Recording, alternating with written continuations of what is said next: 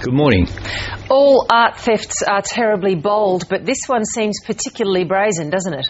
Yes, it is very bold, but if you're going to steal from a museum, it is bound to be a relatively bold act, because the theft either will take place when it's open, which is pretty bold, or if it's closed, as it was in this case, they've got to get in and get out, and that will always look bold. I guess it always surprises us to learn that one can just take a painting off the wall and rip it out of the frame and leave the frame discarded by the side of the road. Are paintings still hung in a very simple way? Yes, it's very difficult to hang a picture in a way which would mean that if somebody tried to steal it, you can prevent them stealing it and not destroy it at the same time. And also you want to hang it in a way which can be viewed by the public. And that means that security is often in contradiction to giving the best viewing to the maximum number of the public. I guess that's why we have security guards, yes, and I believe that they were in place at the time of this theft. Well, obviously there was electronic security, physical security, and there were some guards in the building. Although it was a biggish building, 3 guards would not be able to cover the whole building. The question is, how was the thief able to overcome the electronic security, if indeed it was active at the time? Did he have any inside information, or had he just undertaken a lot of reconnaissances, which he could do very easily in a museum which is open like that one? In your experience, Julian Radcliffe, is there most often some sort of inside connection to a theft like this? Most of the major museum thefts are unfortunately conducted by insiders and members of the curatorial staff or contractors. But that's true of many of the smaller losses. The really big losses like this can sometimes be done without any inside support, although there must be a suspicion that they had some inside help on this case. And of course it's very difficult for a museum to vet all the hundreds of staff they employ, including voluntary helpers.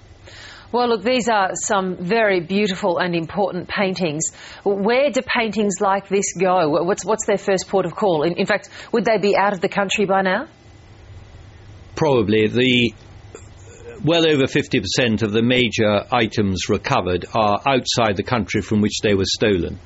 In some cases, they will try and get them out of the country immediately because they had 4 or 5 hours before the alarm was raised and the theft was discovered, or the ports would have been notified, and a individual who did the theft like this would have probably passed the pictures on to another person in order that he reduced any incriminating evidence on him.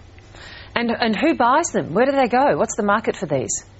Well, there is no instant market for very high value pictures. You can't get them straight back into the top end of the art world, because the top end of the art world searches with us and they would know these from the publicity. But they may try and extort a ransom, although that's risky because of modern surveillance techniques. They may trade them in the underworld at a huge discount to their real price for drugs, guns, settlement of debts.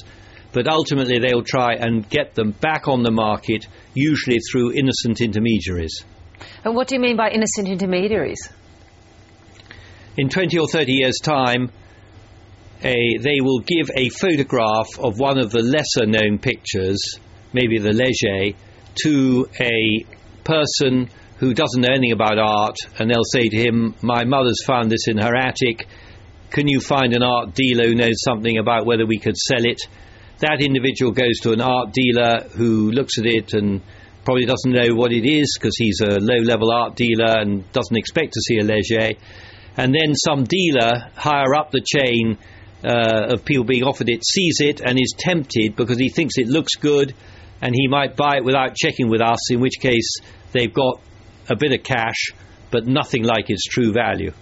I love the idea of this happening in 20 or 30 years' time, and Julian, I don't want to be admiring of thieves this morning, but that's called a long-term investment, isn't it? That's when you plan to put it back on the market. It is, but I mean, this year we've recovered over £1 million of pictures stolen over 20 years ago, and there are several other cases this year of recoveries from many years ago, and we recovered 3 years ago a manuscript stolen 400 years ago.